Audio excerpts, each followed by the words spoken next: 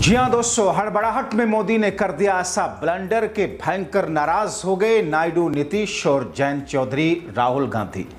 Operation सिंदूर पर उठा रहे थे मोदी फायदा, महिलाओं ने सामने से उठकर करना शुरू कर दिया विरोध।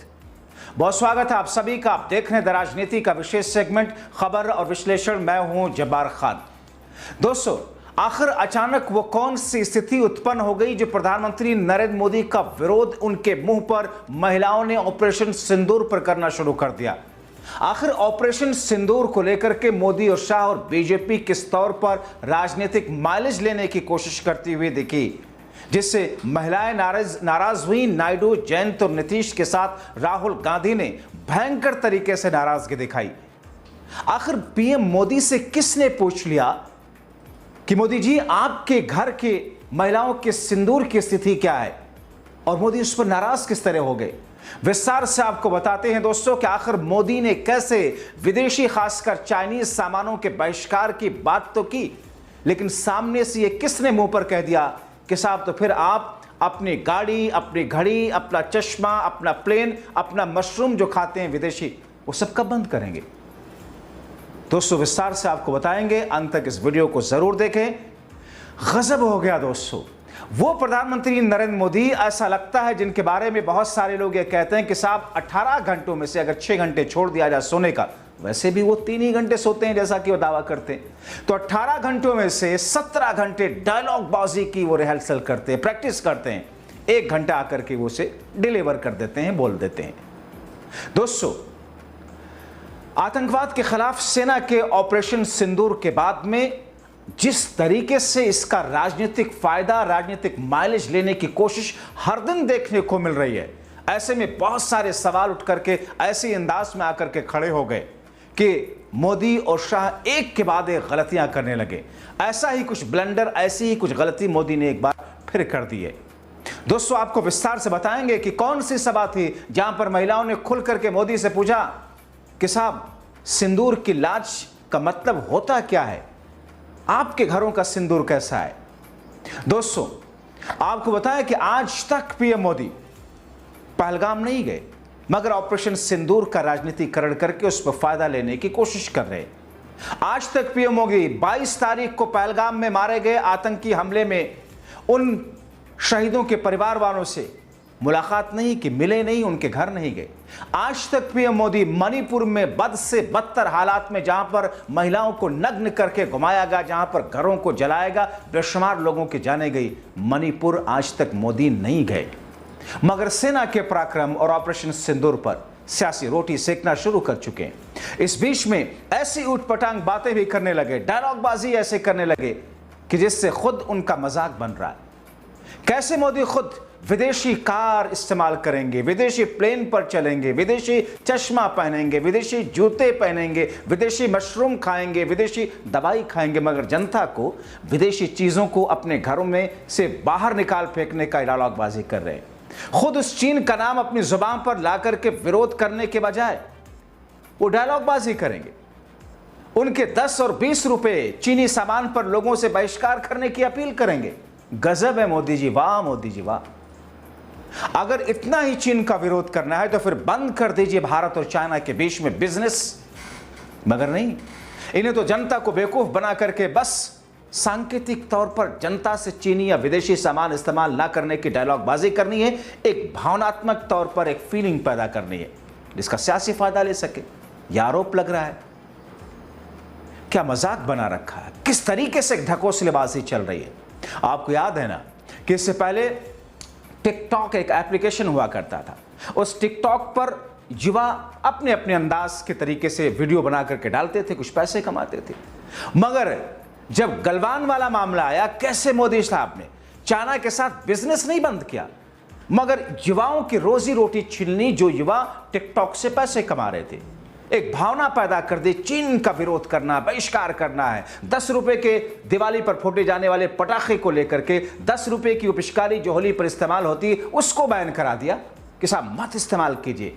लोगों में एक भावना आए कि मोदी राष्ट्र भक्त, मोदी जैसे राष्ट्रभक्त के हम अंधभक्त, ये फीलिंग। दोस्तों, टिकटॉक बंद कराया मगर भारत का व्यापार बढ़ता चला गया। नुकसान किसका हुआ? उन युवाओं का जो टिकटॉक पर अपने कुछ वीडियो बना करके डालते थे और पैसे अर्न करते थे। मगर साहब उसका फायदा क्या हुआ? चाइना के साथ में भारत का तो व्यापार चल रहा है। आप या तो पूर्ण रूप से बैन करवाइए, सारी चीजों का कट ऑफ करवाइए, या सिर्फ देश की जनता में सिर्फ भावना पैदा करने के लिए ऐसा करेंगे। गजब है, गजब का बेवकूफ बनाने का काम चल रहा है और अंधभक्त उसी अंधभक्ति में डूबे हुए हैं। मगर दोस्तों, अब मोदी साहब ने जिस तरीके से ऑपरेशन सिंदूर पर डायलॉग बाजी की, उसे वो खुद अपनी थू-थू करा रहे हैं, क्योंकि जनता सब समझ रही है। कांग्रेस प्रवक्ता कह रहे हैं कि अपनी जिम्मेदारियों का निर्वहन इनसे नहीं हो रहा। आज तक एक बार भी मणिपुर नहीं गए, मगर नसों में सिंदूर दौड़ने का ढकोसला करते हैं। मोदी तो 18 घंटों में से 17 घंटे डायलॉग बाजी की प्रैक्टिस करते हैं, 1 घंटा आकर बोल देते हैं। मोदी के सिंदूर पर राजनीति, नसों में खून के बजाय गर्म सिंदूर बहने वाले बयान पर कांग्रेस नेता पवन खेड़ा ने बखिया उधेड़ दी। आप मरहम लगाने मणिपुर नहीं जा पाते और यूं दिन भर डायलॉग दे रहे हैं, रगों में खून, रगों में सिंदूर, सिंदूर ठंडा, खून गरम, खून ठंडा, सिंदूर गरम। क्या है ये? मजाक बना रखा है इस पद का? कोई मर्यादा है या नहीं इस पद की? इस पद के साथ जिम्मेदारियां जुड़ी हैं, डायलॉग बाजियां नहीं जुड़ी हैं। और उन जिम्मेदारियों में मणिपुर जाना भी लिखा है, जख्मों पर मरहम लगाना भी लिखा है। अपनी जिम्मेदारियों से बिल्कुल दूर भागने वाला व्यक्ति दिन भर, मुझे लगता है ये 18 घंटे में से 17 घंटे डायलॉग्स की प्रैक्टिस करते हैं और 1 घंटा बोलते हैं। उधर यूपी के अध्यक्ष अजय राय ने मोदी द्वारा ऑपरेशन सिंदूर पर राजनीति करने का आरोप लगाते हुए कुछ ऐसा तरीका अपनाया, दोस्तों, जो विवादों में है, जिससे मैं खुद सहज नहीं हूं। बड़ा अजीब सा एक ऑकवर्ड सी सिचुएशन पैदा कर दी उन्होंने बाहर आकर के, लेकिन कांग्रेस पार्टी ने उन पर कोई एक्शन नहीं लिया। हालांकि उनकी बातें कुछ गलत नहीं है। यूपी में कांग्रेस अध्यक्ष अजय राय ने एक पोस्टर लहराते हुए पूछ लिया कि मोदी जी, आप कहते हैं आपकी नसों में खून नहीं गर्म सिंदूर बह रहा, मगर जिनकी मांग में आप सिंदूर भर करके लाए थे, उनकी रक्षा तो आप कर नहीं पाए। इससे बड़ा दुर्भाग्य और क्या होगा? अब देश की सुहागिन महिलाएं सवाल कर रही हैं। सुनिए और देखिए अजय राय को। तो आपके रगों में सिंदूर बह रहा है और जिसकी मांग में सिंदूर भर के लाए, उसकी रक्षा नहीं कर पा रहे, उसको अपने घर में नहीं रख पाए। अब इससे बड़ा दुर्भाग्य क्या होगा? जो हमारी सौभाग्यवती जो हमारी सुहागिन महिलाएं हैं, वो निश्चित तौर से इस पर सवाल कर रही हैं। जो आप जो इनको लेकर आए अपनी धर्मपत्नी जशोदाबेन जी को, वो आप जो है इसके कब जो है जनता के सामने ये सिंदूर वाली जो चीजें हैं कब आप बताएंगे? आपके केवल रगों में जो सिंदूर बह रहा है।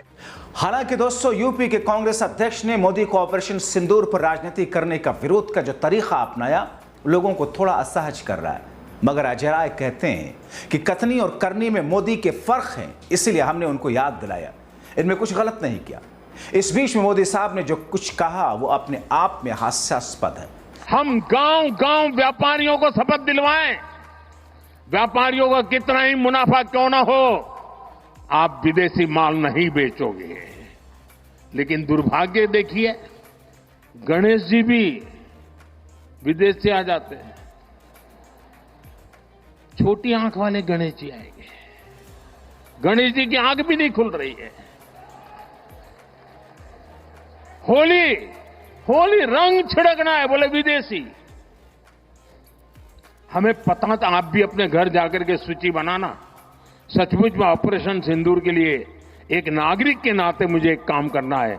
आप घर में जाकर सूची बनाइए कि आपके घर में 24 घंटे में सुबह से दूसरे दिन सुबह तक कितनी विदेशी चीजों का उपयोग होता है। आपको पता ही नहीं होता है। आप हेयर पिन भी विदेशी उपयोग कर लेते हैं, कंघा भी विदेशी होता है, दांत में लगाने वाली जो पिन होती है वो भी विदेशी घुस गई है, हमें मालूम तक नहीं है, पता ही नहीं है। दोस्तों, देश को अगर बचाना है, देश को बनाना है, देश को बढ़ाना है, तो ऑपरेशन सिंदूर ये सिर्फ सैनिकों के जिम्मे नहीं है। ऑपरेशन सिंदूर 140 करोड़ नागरिकों के जिम्मे है। दोस्तों, कांग्रेस नेता सुप्रिया श्रीनेत ने मोदी साहब के ढकोसले के बखिया उधेड़ते हुए कहा कि मोदी जो छोटी आंख वाले गणेश जी की मूर्ति का हवाला देकर के चीन में बने प्रोडक्ट की बात कर रहे हैं, लोगों से कह रहे हैं कि आप लोग स्वदेशी चीज़ों का इस्तेमाल कीजिए, बहुत अच्छी बात। लेकिन एक बात तो बताइए मोदी जी, आपने जो चीन के साथ लगातार व्यापार बढ़ाया, हमारे बीच व्यापार घाटा $100 बिलियन का पहुंचा दिया, उसका जवाब कौन देगा? आप खुद BMW, मर्सिडीज जैसे विदेशी गाड़ियां इस्तेमाल क्यों करते हैं? आप मोंटेबलेंस का पेन क्यों इस्तेमाल करते हैं? आपकी घड़ी मोवाडो की क्यों है? आपका चश्मा मैबेच और बेलगारी का क्यों होता है? आप एप्पल का फोन क्यों इस्तेमाल करते हैं? दोस्तों, मोदी साहब और बीजेपी की इस थथरई पर अखिलेश यादव ने ट्वीट करते हुए मोदी पर प्रहार किया। हमारे देश में असंतुलित विकास और आय के आसमान वितरण की असली वजह यह है कि देश में मैन्युफैक्चरिंग और प्रोडक्शन लगातार घटता जा रहा। बड़े बड़े कारोबारी घराने ट्रेडिंग पर जोर दे रहे हैं, औद्योगिक घराने धीरे धीरे खत्म किए जा रहे हैं, जिससे हमारे अपने कच्चे माल, स्किल और हुनर का मोलमान महत्व इसका घट रहा है, नौकरी रोजगार भी। इसका सबसे बुरा असर यह है कि नारा तो आत्मनिर्भरता का दिया जा रहा है, पर बढ़ाया दुनिया की बड़ी बड़ी कंपनियों के साथ हाथ मिला करके उनके सेलिंग एजेंट बन करके अर्थव्यवस्था के हर क्षेत्र को दुनिया भर से सामान और सर्विसेज तक को इंपोर्ट करने के लिए मजबूर किया जा रहा है। इसका कारण अमीर और अमीर, गरीब और गरीब होते जा रहे हैं। ये एक विरोधाभासी आर्थिक नीति है, जहां मन से तो आत्मनिर्भरता की बात की जाती है, लेकिन पर्दे और मंच के पीछे विदेशियों से तैयार माल मंगाने और उनके लाए गए माल को बेचने के सौदे किए जाते हैं। देश की अर्थव्यवस्था बने बनाए माल मंगाने से नहीं, बल्कि देश के अंदर माल बनाने से सशक्त होगी। अपनी अर्थव्यवस्था को धोखा देकर कोई भी सरकार ना तो अपने देश को और न ही देशवासियों को समृद्ध और खुशहाल बना सकती है। अगर सरकार ही हाथी के दांत बनेगी तो देश का क्या होगा? असली समृद्धि $1 ट्रिलियन के आंकड़े से नहीं, बल्कि यह आंकड़े से आएगी कि प्रति व्यक्ति आय कितनी बढ़ी और आय की समानता कितनी कम हुई। तो दोस्तों, ऐसे में मोदी एक के बाद एक ब्लंडर कर रहे हैं, उनको आईना विपक्षी पार्टियां दिखा रही हैं, मगर मोदी हैं कि मानते नहीं। आप क्या सोचते हैं? अपनी राय कमेंट बॉक्स में जरूर लिखें। अभी के लिए इतना ही, बहुत शुक्रिया।